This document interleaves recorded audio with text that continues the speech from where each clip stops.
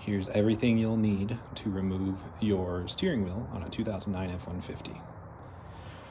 First, you'll need your 8mm wrench to disconnect the battery cables.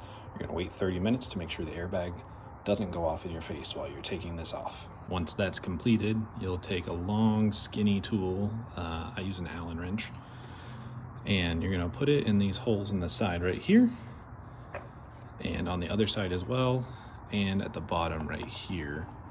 When you put it through the hole, what it's doing is pushing on this spring to release the airbag. There are 3 holes that correspond to the 3 holes in the steering wheel that you will need to release. It doesn't usually matter what order. I like to do the bottom one first. The backs of these do have a guide that this is supposed to slide through. If you're having trouble getting this to slide, it's probably because the guide's broken, so you need to make sure that you come at it nice and level and push. It might skip off, or you might accidentally push it up. Once you are able to pop the airbag out, there's 3 connectors on it. There's 2 that are side by side. You just pinch the sides and pull out. If you have big fingers like me, you want to use one of these trim kit tools to help you kind of pop the connectors up. There's also a ground that's a black connector that's lower. It's closer to this area where the steering wheel and airbag meet. Once you take the steering wheel off, you can take a T25 to here, here, here, and here to remove this plate with the springs. If you had trouble, this is the point where you can examine and see if those guides are broken. If they are, you can swap this plate out with the one from your either junk or your current steering wheel, depending on which one's broken. Once you do get down to either this type of setup or you have the plate on, either one is fine. You're going to want to loosen your steering wheel nut. It's a T50 Torx. You're going to put it in and just give it a real good crank. You will have to stabilize the steering wheel while you do it. And once you do that, you will need a steering wheel puller. This is my 4th steering wheel that I've had to do, so I bought my own, but you can get these for free at AutoZone. Just put a deposit down and they will let you borrow it while you do your work. Depending on the setup, if you're doing a different model steering wheel, you will want to look up the instructions and videos on how to use this, because they can vary depending on what model you're working on.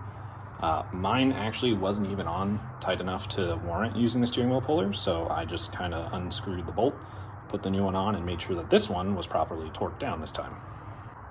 To remove the steering wheel completely after loosening the nut, you will have to disconnect this connector.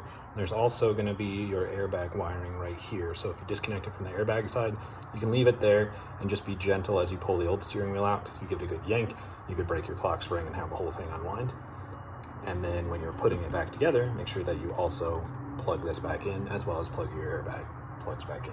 When you're lining up your new steering wheel, if you did take the airbag plate off, there's 2 holes right here that will line up with the clock spring, and obviously the plug will as well. Make sure that when you pull the steering wheel off, you didn't let the clock spring move.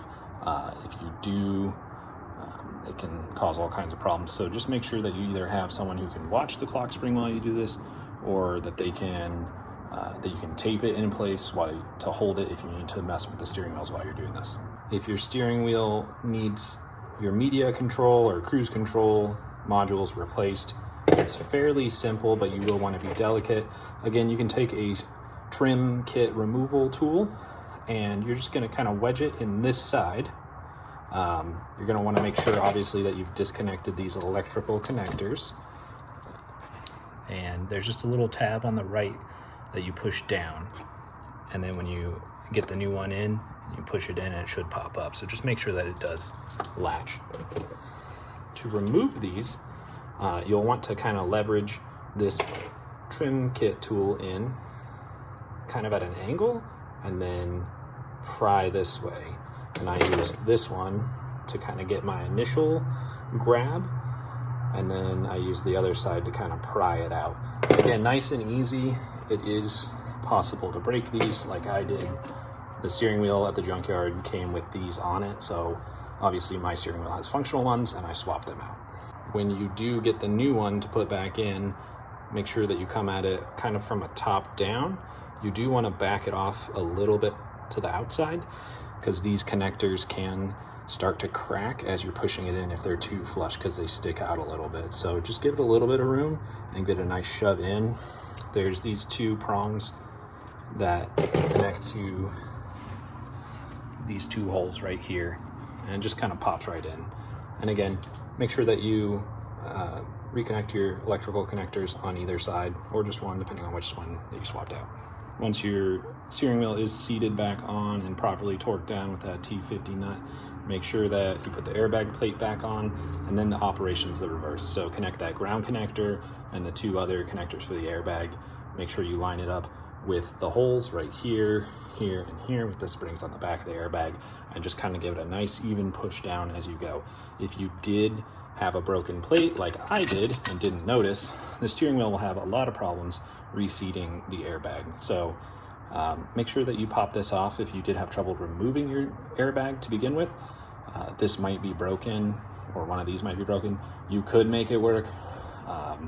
I wasn't able to, so I just swapped this with the junkyard one, and now it works. Once everything's done and you're confident with your work, go ahead and take your 8mm, put that battery cable back on, and take your truck for a spin.